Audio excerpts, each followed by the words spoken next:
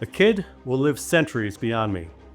So says The Mandalorian about Grogu in their eponymous film we're discussing here on Systematic Ecology, as well as the future Star Wars films for centuries to come. Hi, I'm Andy Walsh, and I am joined here by a veritable squadron of hosts, so we're going to go through them. Sounding off, Will Rose, welcome, and how are you doing, or what are you geeking out on?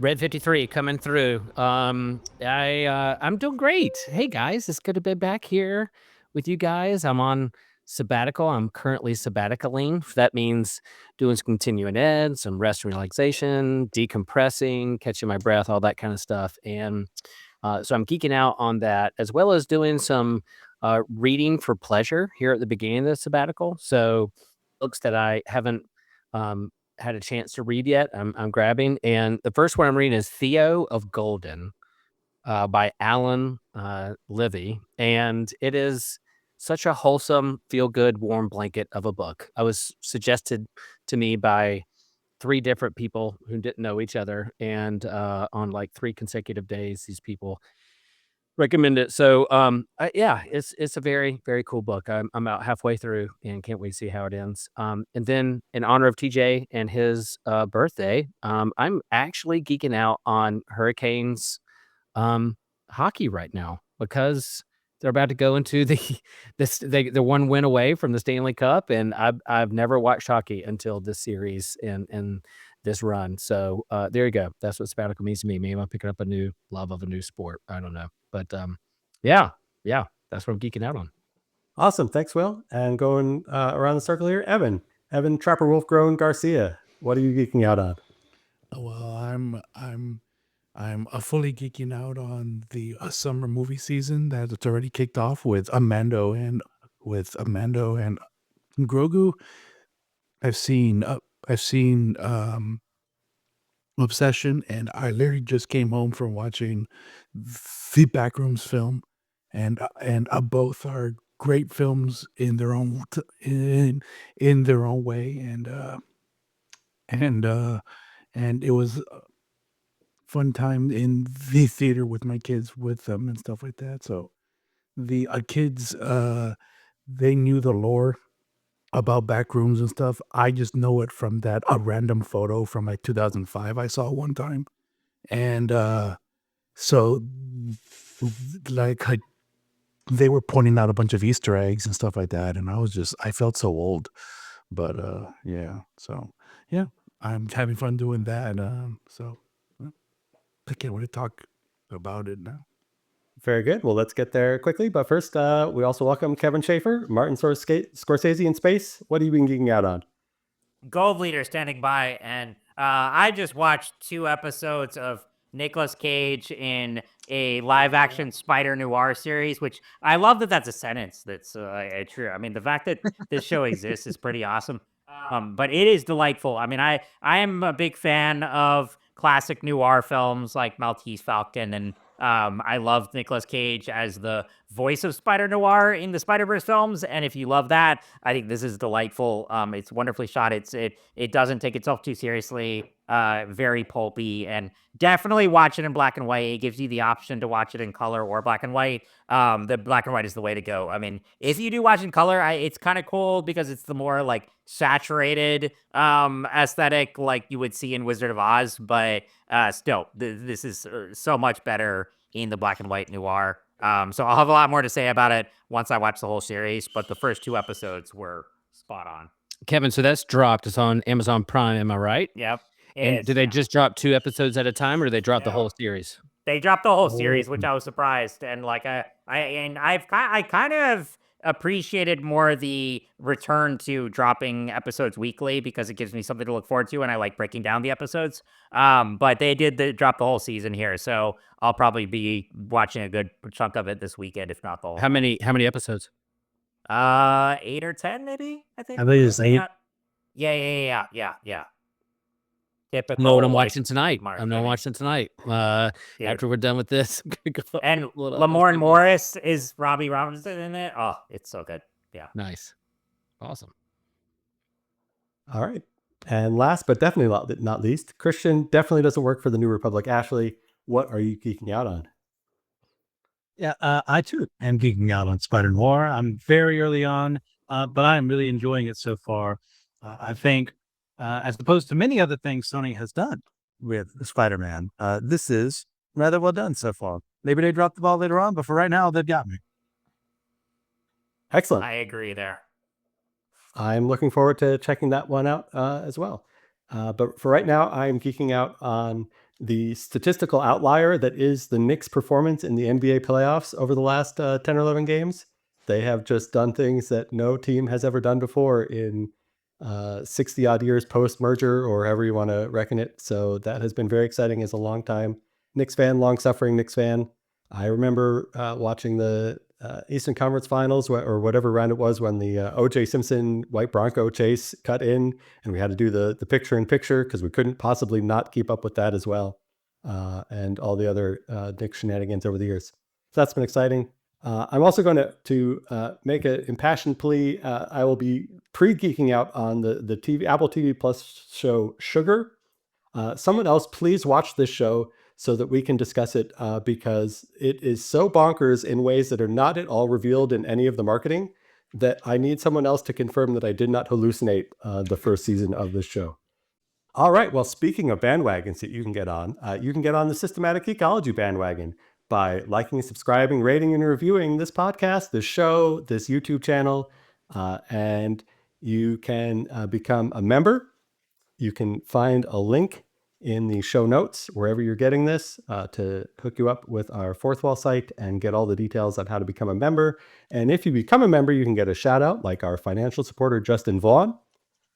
You can get access to exclusive content like the bonus question that we'll be answering later. You can get access to a special Discord channel where you can suggest things for us to talk about or engage in extra discussions. All kinds of good stuff. There's also, whether or not you're a member, there's merch. There's the opportunity to make a one-time contribution if a regular contribution is not something you're able to do. All kinds of goodies. So check out those links, check it out. And again, please rate, like, subscribe, all the things that help us get boosted. And if we get 50 likes on this video, which features your lovely countenance, what can people look forward to? Yeah, if there's 50 likes on this, I will dress up as Rhoda the Hutt in a Rhoda the Hutt outfit and slither my way down the south end of Wrightsville Beach. Awesome. Who doesn't want to see that? Come on. Yep. Who doesn't want to see that? That is just 50 likes away from your future, folks. That's right. That's right. If it's 49 likes, I'm not going to do it. But if it's 50, I will do that. I'll find Rhoda the Hutt, like one of those. You know how you like those blow up dinosaur costumes or similar. It's going to be Rhoda the Hutt, one of those, and I'm going to be slithering down the south end of Wrightsville Beach while people are having fun on the beach on a crowded day too, like a Saturday crowded day. I'll do it. Well, I hope that you are blasting your core on your sabbatical, because I think you're going to need it for that activity. Well, I'm hoping that the suit has it painted on there. It's like, that's what I'm hoping. Well, sure, it's a look, but I mean, to actually pull off the wriggling, I think you're still going to need to actually have the core muscles. There you go. Or maybe you already do. I shouldn't sell you short. You are a surfer. Yeah. That's not going to do that. Fair enough. Anyway, you have reminded us of Rhoda the Hutt, the real star of The Mandalorian and Grogu. So why don't we, without further ado, get into our discussion of that. We are going to be talking about the film. We are going to be spoiling the film, so beware. To the extent that the movie can be spoiled, not a super heavy plot movie, but we will be talking about everything that happens. So be warned. And then as time allows and as our imagination soars, we will also be discussing where we think Star Wars might be going from here, or where it should go from here, all those kinds of good things. So again, Will, since you are possibly on a shorter time frame, why don't you start us off with your reactions, your thoughts, The Mandalorian and Grogu, the good, the bad, and the ugly. Yeah, I've kind of taken a sabbatical from a lot of different things, even podcasting over the summer because of traveling and coming and going, that kind of stuff. But I had to hop on and talk about Mandalorian and Grogu because I'm, a Star Wars fan from the beginning. That's what awakened the geek in me from way back when the original movie, 1977, as a 5-year-old little kid in the movie theater. And so I'm known as one of the top Star Wars guys on this podcast, and to come on here and talk about the movie. And I was really excited. The first Star Wars movie we've had in the theater in 7 years, and I'm a fan of Mando and Grogu, the Mandalorian TV show. Love the seasons. I thought there were some complicated feelings when with the Book of Boba Fett and what they did with Grogu and the Mandalorian shoehorned it. I mean, I guess Boba Fett showed up in the Mandalorian, so why wouldn't he show up in Book of Boba Fett? I don't have any problems with that, but having kind of a mini season 2.5 in the Book of Boba Fett was a little like, oh, that's a choice, but you're going to go where the money is, and the marketing is. And so for them to make the decision to put this as the next movie, I understand what they're doing in terms of recognizable, marketable face without being legacy characters, why they would make the decision for this to be a movie. And listening to Christian and Kevin's review in an earlier episode, What's New episode, I agree. I felt like this was season 4 of The Mandalorian, and I went in thinking that's what they were going to do. But I couldn't help bringing in some complicated feelings and expectations to this film because I wanted to see some connective tissues to the larger Star Wars universe and wanted to see some homages to legacy characters and that kind of thing. Even though I went in thinking I have no expectations, I just want to have a good time, I couldn't help but bring that with me to the film. So the first go around, first watching this film, I had a lot of fun, but I did leave a little disappointed that it wasn't connected to the larger Star Wars universe and legacy characters and the New Republic and what's going on behind the scenes and what's Grogu's backstory and why can't we know more about his planet. And I don't know. There's a lot there for me I brought into it. But about halfway through the film, there was a family of like 7 sitting beside us in the row. And the kids were pretty young, from like 4 years old all the way up to like maybe 10. And I was also thinking, man, there's a lot of scary creatures in here. I hope those kids are okay. I was like, there's some scary moments. But I hope they're okay. I can't help but think about that. But then, all the funny parts and the Grogu parts, they were giggling at all the right places where they should be. And they were having so much fun. And there was a point halfway through the movie, I was like, Will, just let go of what you think should happen in this movie and have fun. And I was able to have fun. And I saw it a second time in IMAX this week, knowing the full plot and knowing what was going to happen. And I had an absolute blast. So where like The Last Jedi, I went and saw it a couple of times to like confirm my feelings. I got more frustrated with it as I watched it each time. This one, I loved it more as I was watching it the second time go around. And I think part of it was, I think it's a great jumping on point for families and kids. And the fact that they didn't lean into big lore and legacy characters with distractions and stuff. They kept it simple for a reason so that this could be a stand-in film for what they do later on down the road. So this can be their James Bond / Indiana Jones flick where you have these standalone adventures moving forward, and then you can have these kind of legacy big crawl movies later on down the road. So that's kind of my feelings. I was hoping a little bit more connective tissues with the larger universe, and then eventually when I let that go, I had fun, and I thought it was a well done movie. And basically Mando is Batman. Is Batman. When I saw the Hoth scene at the beginning, I was like, I'm watching a Batman film.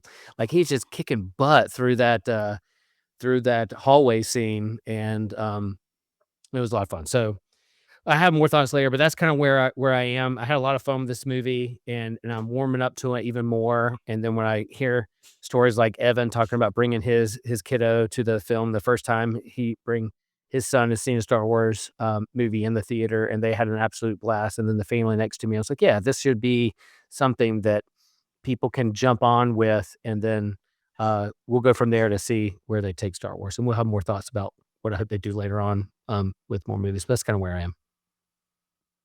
Awesome, thank you. I'll just chime in about the kids and adults and things. To me, it started as a John Wick movie, and then it Yes. turns into a Muppet movie, Yep. and that was a real tonal clash. And and I think that that's a little bit hard, maybe or I was surprised that that you have a movie that appeals to some very young children with Grogu, and the Muppety sequences opening with a very John Wick inspired action sequence, and just as I agree. lethal, but not quite as visually so, but certainly in effect.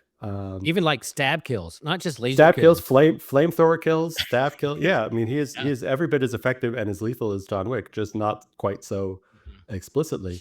But yeah, so that was interesting. But I don't like either of those flavors, but they were not the combination I was expecting. Um, so yeah, One more thought before okay, I go lose ahead. it.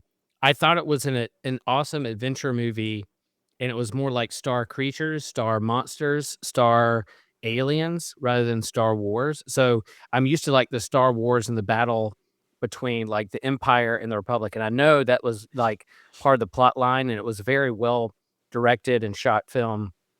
So I was more like Star Creatures more than Star Wars. I wanted a little bit more like the development of the New Republic and what those kinds of things. But I certainly understand that for people jumping on and for kids and families not to just bog it down with so much lore. Now I'm understanding the choices that they made, and I think they made the right choice without bogging it down with so much complicated lore or distractions of legacy characters. Like, would I have loved to have like Leia or a de-aged Han Solo or Harrison Ford be the person instead of um, Sigourney Weaver? I mean, I think she did fine, and I love her as in the lore. But like to have somebody different, like that was there, would have been cool. But so it's Star Creatures, Star Adventure, Star Monsters, not necessarily Star Epic Battles in space. So yeah, go for it. I heard it said, and I thought it was a very apt description, that this was a good, probably the best no homework franchise film that there's ever been made. Like you can just kind of jump into this and just kind of like it, even if you haven't seen it all.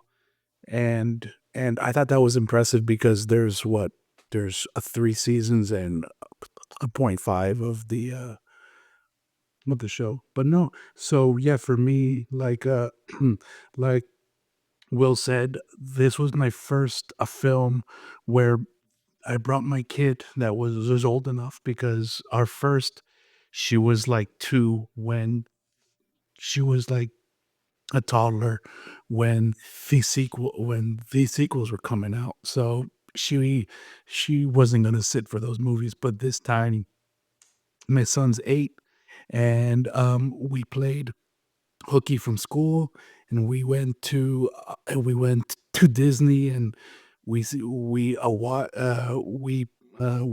in Star Wars Land all day. We rode the new Smuggler's Run.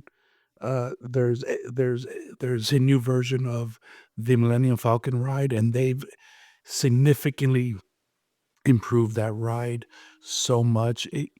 Before, it was very boring. It was the same ride every time. Now now you have different options, and there's the music, and there's Hondo, and there's a Baby Yoda, and there's an actual plot line and stuff. So we rode that about 12 times just on a single rider and stuff like that. So had a blast, and then we went to go watch the movie, and and and and and seeing him just have fun, and it was so good. But my preconceived notions of my assumptions on this movie were, I hope it's not just a really long TV episode. And about halfway through the film, I was like, dang, I really like this. Like, why was I worried? Why why was I worried about it if it was a long TV episode? And because I like TV, so this was a good thing. So I really loved the film. sure, there were some things like every word that Sigourney Weaver said was so clunky. It came out so beyond kind of pulpy. I was just like, this exposition is heavy. Like, what is happening? And there were just a few silly moments. I was like, but overall, the I think it kind of made up for the lack of season 4, and and I really liked it in this. And so a lot of people's reaction is that it's not a like episodic Star Wars film, and they wanted something that was bigger and more like in line with the saga. But I like this one because it's just showing that now Star Wars is not it's not a monolith anymore. There's not just one way to tell Star Wars stories. Now we have the comics, the books, whereas we did have it before, but now there's just not one way to tell Star Wars, I don't think anymore. And and sure, there's like a Jimmy back from Rebel Force Radio. He is calling it whiplash. That Diddy fandom now has whiplash because of all these stories are are not connected, and they are going from timeline to timeline. And sure, I'm not saying that some people are not doing that, but I think it's that shows the growth of the franchise, and to the point of like where this is going to go. I think that it's going to have legs, that we are never we I think that Star Wars is going to outlive us, and Huh. that kind of freaks me out, but it kind of doesn't. So it's like it's like having a pet turtle. It's like this little booger's gonna live to be like 100 years old. That's crazy. So so Oh, Evan, that's yeah. such a good analogy. The pet turtle, like pet turtle net holla, yeah, net holla. No, and we're both big fans of Rebel Force Radio, and I think them talking about this being Star Wars having an identity crisis and Yeah. trying to figure out when it is something that I've kind of resonated with, and we'll talk more about what's the future of Star Wars. But I think this being one of the bigger successes of the Disney era of Star Wars, this being a placeholder film, and then it serving as between these episodic, the big crawl movies, having the adventure of the year, adventure of the week, adventure of the TV show with Mando and Grogu, and seeing them um, progress as the years go on, like a James Bond movie or Indiana Jones movie or whatever. I'm kind of on board with that. I'm now, after seeing this movie a couple times, I've really warmed up to be like, cool, let's do that. They might do something another season 5 on Disney Plus, but why not let that be like the in between standalone movies that bring me back to these characters that I really love. We'll talk more about, things that I really loved and things that I thought were missed opportunities or things that didn't hit right later on. But I'm with you. Like that kind of placeholder or identity crisis, Yeah.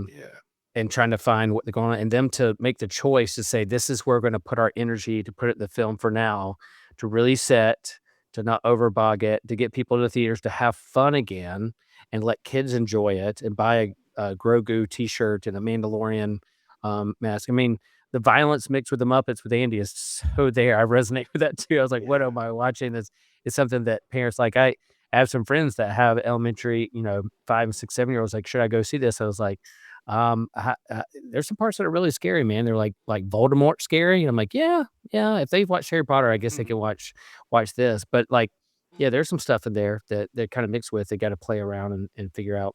You got aging adults like me, and then you have kiddos you want to bring into the franchise, and this isn't a bad place to do that. I don't think you're going to do that with too much else that's out there within the franchise, but yeah, I resonate with what you said there, Evan.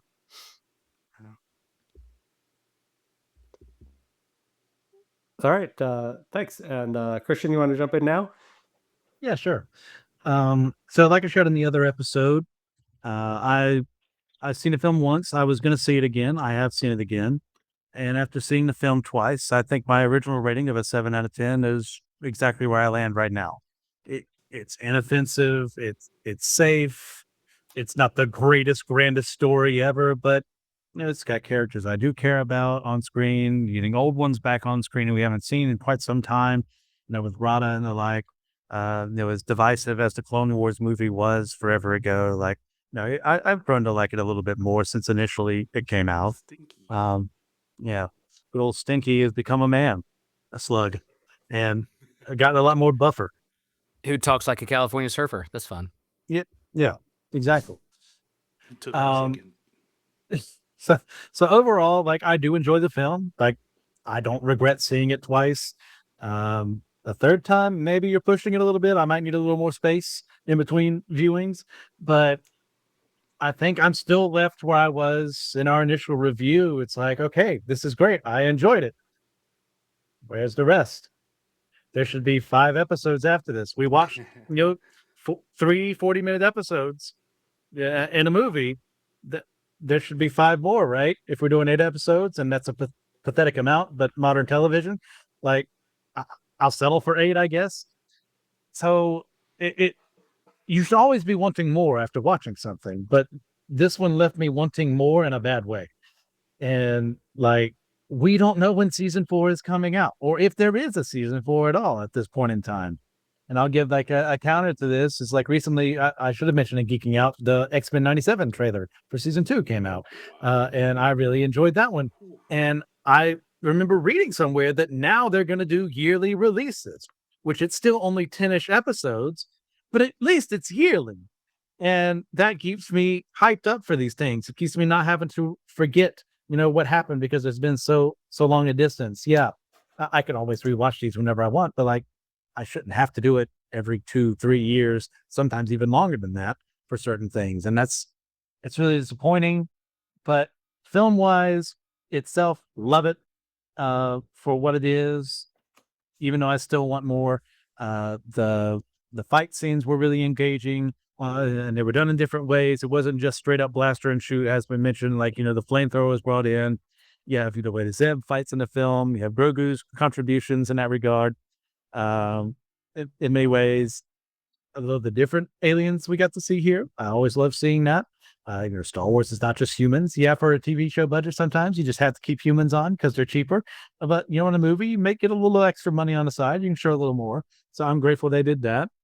The long silent scene that we talked about previously as well, I grew to appreciate that a lot more on second viewing of Grogu, taking care of then like showing how he's grown. Should he be talking by now? Yes, but that's its own separate thing. It is what it is, but the love they have for each other is great. And I'm also left where I was last time, where I'm saying, no one really had an arc in the film. And once again, I think that's the same thing. If we were watching this as a TV show, I wouldn't be expecting that in the same way that I would for a movie. So I'm still questioning why it had to be a movie. I'm glad it seems to be doing well for itself, enough to get budget back, maybe at the very least. But this was just safe, and I'm upset. It's an interesting place to land. And yeah, I think one of my challenges is, as we spend more and more time with the Mandalorian and Grogu, is I think the concept of Grogu wasn't built to have legs this long. The idea that he's an adorable little toddler who is also 50 years old and traumatized and doesn't speak because of trauma, not lack of maturity, and is expected to understand like the ramifications of going into battle and prepare himself for that, but also can't be trusted to not eat all the snacks and press all the buttons because he's just an adorable little toddler. So yeah, I think there's also a clash there, a tonal clash there, a conceptual clash there that they're just, the more time it's like a magic trick, it works great, but the more time you stare at it, the more times you show me the magic trick, I'm going to figure out what's going on there. And you don't want me to pay attention to that so much. So we'll see where that goes going forward. Yeah, But, I real like fast it. gripe, real quick gripe. Like, with him telling like Grogu to heal, like what are we doing? Like, that made me so mad. I was like, he's not a dog. He's your friend. He's your son. Stop telling him to heal. Like, or like that. He's older than you.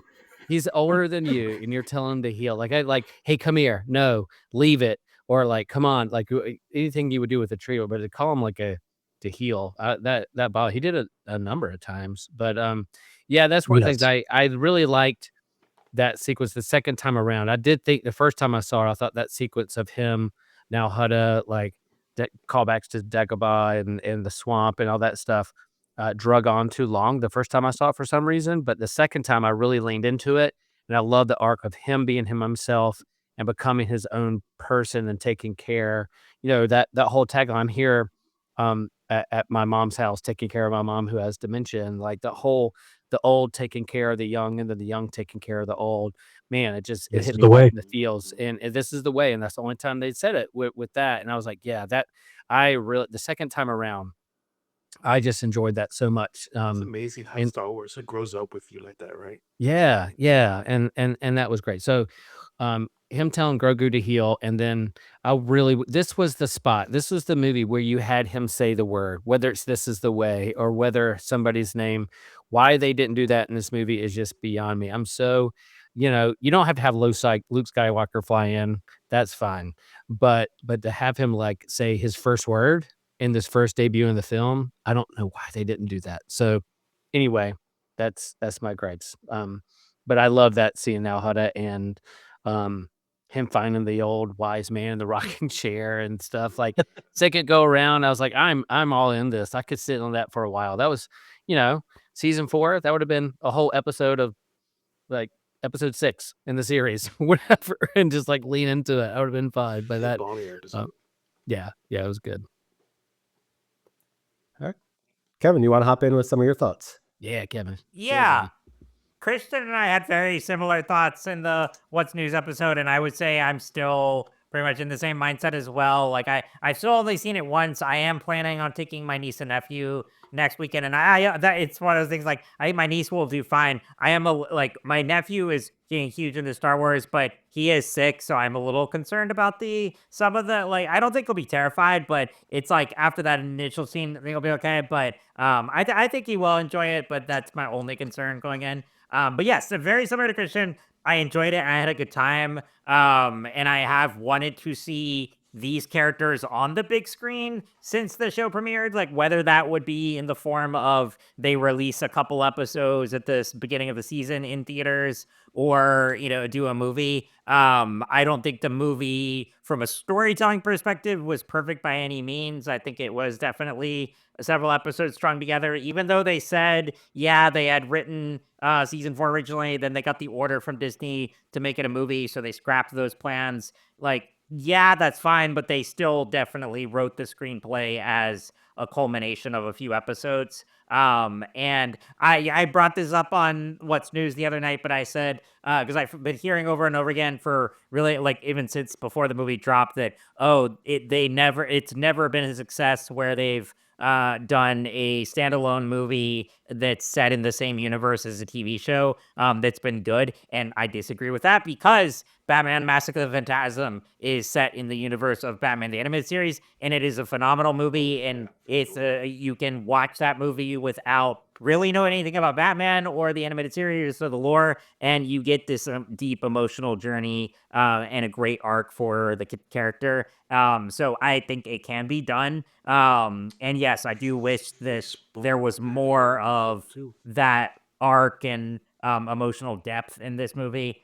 Still totally fine with, I love Indiana Jones. I love adventure serials like that. So there's nothing wrong with making a safe, more fun adventure like this, but at the same time, still have some kind of development. And I added to your point, I do think Grogu needs to evolve at some point. I know it's very much a corporate clash where, yes, they've built the marketing and the identity of the character around him being a cute puppet, version of what Yoda would be like as a baby. But if they want the character to grow at all and for this relationship to evolve, then the character needs to grow up. And that'll be a risk, but I think Star Wars Star Wars can have fun adventures and also take risks. And I'll get into a little more of that when we talk about where the franchise can go from here.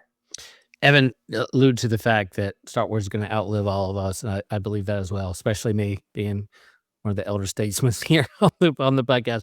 But man, before I die, can I please see like a Star Wars movie 500 years in the future and have like a badass little Grogu with a Mandalorian outfit, wielding a lightsaber, kicking butt, leader of a new Jedi Order? Like I need that. Can you, Disney, I'm putting that in the universe. Somebody, I need that before I die. If I'm 80 years old and I have grandkids that I can take to the theater to see that movie, that's fine if it's 30 years from now. But like please, I need to see a grown-up Grogu wielding that mask, some Beskar armor, and a lightsaber. I need it. I need it. I need it. Real quick, I did remember one thing. As someone who despises the Book of Boba Fett and the many things that it represents, I loved the ending that they gave the twins. It made me feel really good. Nice. So, Speaking of, we've already kind of touched on some of the legacy aspect of this movie, that the Mandalorian is thinking about Grogu's future as well as his own future. And since we're in a year where the podcast is in a year where our theme is the faces behind us and the legacy of different people and so forth, does anybody else want to kind of riff on that idea or have some more thoughts about sort of the role, the theme in this movie? Because I think if it does have a theme, it's maybe a little bit light on that, but if it does have a theme, certainly one of them is. Andy, what would you think your theme would be if it had like an overall theme? Yeah, I think that, how we prepare the next generation to go beyond us. Yeah, that's good. Yoda's quote for sure. Yeah. Mm-hmm. I think it handles it effectively enough. Yeah, go And when with him and Grogu, it's this idea he is definitely going to outlive him. We know Yoda lived to be 900 years old. Why should Grogu be any different? Assuming he doesn't die at some point in time of unnatural causes, which I wouldn't ask for. Which is why he's definitely not there at the academy, like the other nameless characters who died for no good reason, because secret trilogy. It's one of those things with him, like his story is going to last very long, but the foundations of who he is, he started with the Jedi Order, training there, and now however many years in the future since then, like 20, 30 some, that's where he started, but this is where he is at now. So there's a long period there where there seems to be like the stagnation, or maybe he was just on the run, having to survive on the kindness of strangers. Maybe, we don't know because he can't talk. But what we can do is see him interact with his dad, and like he's called out multiple times as his father, Din is, because that's exactly who he is. And now I see the man that Grogu is going to become as he ages is going to be affected immensely by the first real person in his life to, like, as far as we're aware, take care of him in this way, look after him, teach him. Like at the end, you're teaching him how to fly the ship instead of just pressing buttons. That's huge. He's just a foundling right now, but eventually he'll get that armor one day and it'll look super cute. But I don't know if they're ever give him a helmet because we can't show it. We have to show his face for merchandising and the like. But yeah, I think that works well. But also with Rada, on the other side of things, well, could you have a worse father in this universe? I'm outside of Palpatine, maybe. We have. Thank you. A crime lord ordered the deaths of countless people, run slave trade rings, drug rings, smuggling, and causing all this death and devastation wherever he went. And now you want to become your own man? Well, as memeable as that line is, as Kevin talked about when we did it, your father's Jabba the Hutt, blah, blah, blah. Well, yeah, I mean, that makes perfect sense. I don't want to be that man. I want to be my own man. So let me make myself into something new. And I love his decision to become part of the New Republic and like do what it seems like no other Hutt in that sphere of influence has ever done before. Bringing more characterization to a species rather than, like I said earlier in the other episode, just making them be gangsters and criminals. I love that, Christian. And Yeah, that bugged me too. Like, there's 2 things that really bugged me. Even the second go around, I was like, "Why they do this?" One is, heal Grogu, and the other was like, "I'm my own man." I'm like, "Dude, you're a Hutt." Why couldn't he, in Huttese, say, "I am my own Hutt"? Would've been awesome. Mm. Just had that one subtitle. You why he said that, I don't know. He said it a number of times. But then, I think this is also about apprenticeship in terms of, as much as I would have loved Grogu to stay with Luke Skywalker and learn to be a Jedi and be a part of the new Jedi Order and whatever, how they wanted to would do that, I would have loved him to stay with Luke. That's just my thing. But I understand the decision, corporate decision to like, we got to get these guys back together. They're a cash cow. Let's do it. But for him now to be an apprentice, like I was really worried, like all these things of like flipping around on AT-ATs and flying and jetpacks. I'm like, dude, why are you bringing this toddler with you on these things? Leave him on the ship. Like, it needs to be safe. Why are you taking him with you? But to see being modeled how he um does things and fights, but also he's now turned the leaf as well in terms of the Din Djarin is like, I'm not a bounty hunter anymore. I work for the Republic. I don't work for the Hutts. He's found a way, an ethical kind of moral compass for him and how he operates, and he's showing that to Grogu as well and modeling that for him. I think is pretty cool to see. And I love that apprenticeship. That would be the theme that I see, apprenticeship. Yeah, there's adventures, there's monsters, all that stuff, but he's modeled for him. I sent the meme of like The Last of Us of Ellie healing Pascal. But and here you have the same thing happening here. But I think you know he's modeling for Grogu, and then that scene of him on now how to like taking care of him and learning how to fend for himself was a really cool scene. Um, that that moves the story a little bit further along for me. Yeah, like the film does touch on the faces behind these characters and stuff, which is ironic because it's what we're doing now. So that's pretty cool. I love all that. Yeah.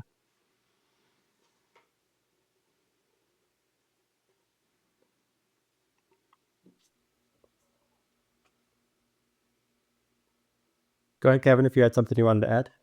No, I think I mean there one comment I had coming out of it was, I mean, they don't do much with it, but I thought it was interesting that they have them fighting droids toward the end because Din Djarin's parents were killed by battle droids. And so there is slight callbacks there. I wish they had done maybe a little more with that in terms of, because like that's the thing about I think one of the key elements of Din Djarin and Grogu's relationship is that Grogu brings out some of the vulnerability in him when he is this hardened bounty hunter, Mandalorian, like always, keeping this code. And but the reality is like he has these human emotions as well that he grapples with, and so I think there was some of that, and I do really love the scene where Grogu has to revive Din. I think there that could have been maybe raise the stakes a little more emotionally. Like obviously,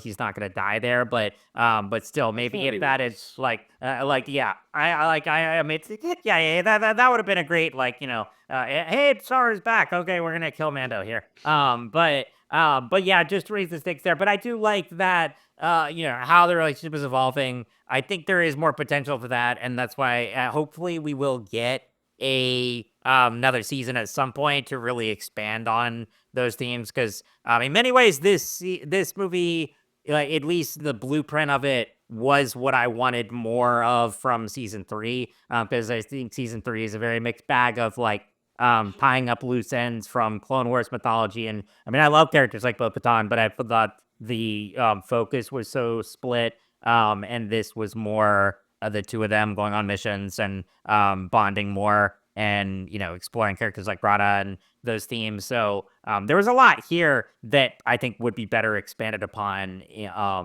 another season of the show. And I can see where people go and take their kids to this movie and they're like, I want to know more. I'm going to go back and watch this series. And for them, they're going to be like, oh, that's why, these droids, that's why I said that's so meaningful. Oh, he does have a whole like the armor and the religion and what why it meant so much to take his helmet off or on and what that means. So I could see it as like diehard fans are there, they know those callbacks and what it means for that. But for people who are just jumping in with this movie, can go back and watch these seasons and catch up and do that in the meantime while we're waiting for the next movie or the next series. I imagine people will hop back in, and word of mouth will be like, this is a fun movie. If you like Star Wars, if your kids hop right in, and I think it's a smart decision and well done. It is a little safe. I agree with Christian. There's some of that they're like taking a little bit more risk in there. But I'm the diehard fan that wants to see more and see some of that stuff happen. And um but yeah, this is fine for what it is, and people will jump back in, and we'll go from there. You mentioned the taking off the helmet, so that's a big thing. The Mandalorian on the show, he's part of this group that always keeps their helmet on in the presence of other people. As was seen in the trailer, the helmet comes off for a bit because you can't pay Pedro Pascal to be in your movie and not show the people what they want, the face of Pedro Pascal. Yeah, so how are we? Have we bought into the whole, Mandalorian cults and religions and things? Were we invested in that? And did the handling of that in the movie make sense? Did it feel just more like a marketing mandate, or where are we? Do we not care because we don't really care about the Mandalorian code? How did that work? I was a little confused. I thought he had already kind of put that behind him. Like I know I forgot what happened in season 3. I know they have these two factions of the progressives and then the people who don't take their helmets off and more conservative, with the lack of better labels. But like I thought they kind of was like, oh, we're coming together and it's a little bit looser now. So for him to be like, oh, we know your lord, you can't take your helmet off was a little confused me. I was like, I thought we moved past that, but if he's still taking on that creed, then yeah, I thought they teased it enough. I don't know, Evan, if your kid knows the lore of that, or that made sense for him. That's going to go too deep, but it's a part of that helmet. You got to take his helmet off. You got to show his face a little bit in the movie. I think you have to, but kind of like Spider-Man and Toby and all that stuff with what you're going to do in terms of mask with Spider-Man and all the actors, Iron Man.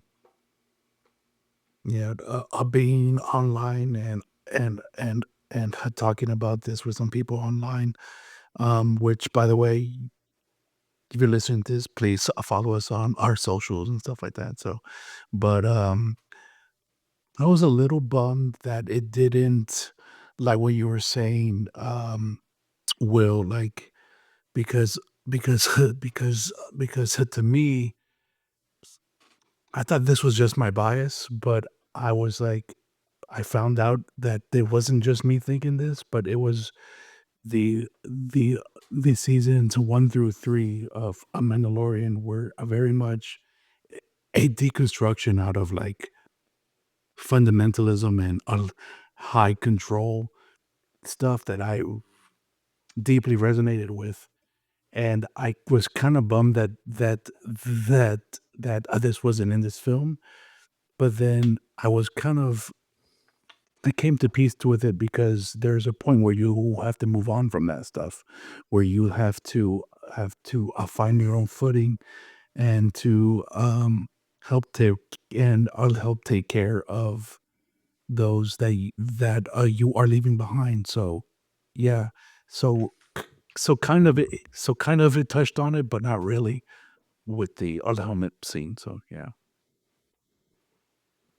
I would say there's a lot. It's like the movie doesn't really touch on in terms of narrative from previous seasons. Because Will, what's it at the beginning of season 3, he had to bathe in the waters there with the Children of the Watch because he had removed his helmet in previous seasons. So they knew all that. But also, like season 3 ended with him and Grogu essentially retiring, and then they don't really explain from that point to here why they're back in action, because at the beginning of this movie, they're back to hunting down rogue Imperial officers. So I just kind of, when I was watching the movie, I just kind of had to divorce myself from like, they're not really gonna have much there is and there isn't connected tissue here, because yeah, I mean, I would love to see more of that lore, but I was saying a little bit about where I think they should go in terms of both taking risks and exploring the more philosophical stuff, and both with Mandalorian culture and with Jedi, because that stuff I'm super fascinated by,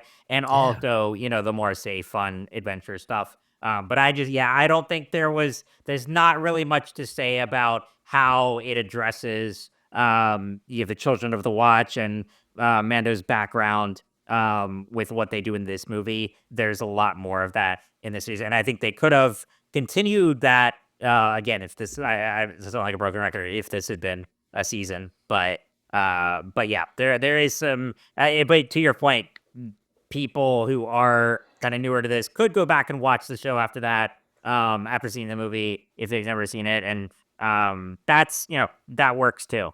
Yeah. I think this, along with many things, is a casualty of the writing of season 3, in the fact that we have all these grand ideas set up. We have, Grogu leaving, Mando behind, go with Luke as one of his, if not his first student. We have the whole dark saber. Now he's in control, like by right, of all Mandalorians everywhere. So what does that mean for someone who's been raised as the wrong kind of fundamentalist, versus, different, the way typically Mandalorians are fundamentalist in their regards. And now that was taken away from everything too, because, oh no, we can't have our characters changing or anything. We have to keep things simple. And so the audiences can be aware and just, look at up from their phones every now and then and be okay with themselves. It's more of a Netflix credo, but I'm sure Disney Plus is just as guilty of that. So with it not being focused on here made perfect sense to me, because that would confuse people. We can't possibly, expect everyone to show up. We can't expect them to do their work before they watch something. They just want to pay money and see something. How dare we assume that audiences have intelligence? Come on, it's like the studio motto.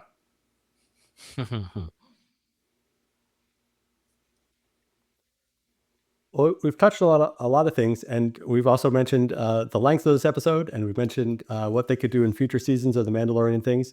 So I think we are going to act like a TV show and not a movie, and pause for station identification, and come back in another episode and talk more about the movie if people want to, but also more focused on where Star Wars could go from here, both with these characters and other characters and so forth. So yeah, we're going to pause for station identification. We are Systematic Ecology, and we greatly appreciate when you like, rate, review, subscribe, all the things in all the places: YouTube, podcast catchers, podcast distributors, and so forth, and becoming a member on our Fourth Wall site. So look for that link in the show notes, in the show description, wherever you're listening and or watching this. And become a member, and you can get a shout out if you financially support us, like our member Justin Vaughn, who has been contributing.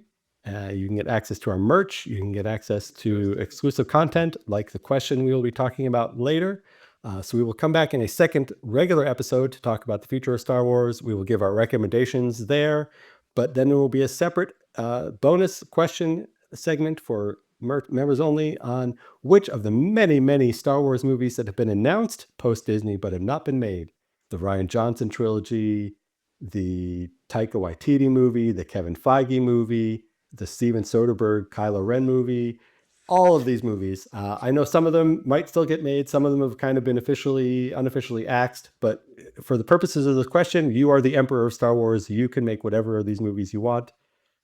So we'll find out what our hosts want to see get made from that list in that bonus question. But yeah, please check that out. Like this video 50 times so that we can see Will Rose don a Rod of the Hutt costume and do some Rod of the Hutt choreography, which I will just throw out there. I did not expect so much Hutt fighting, and I didn't hate it. There was some clever choreography there.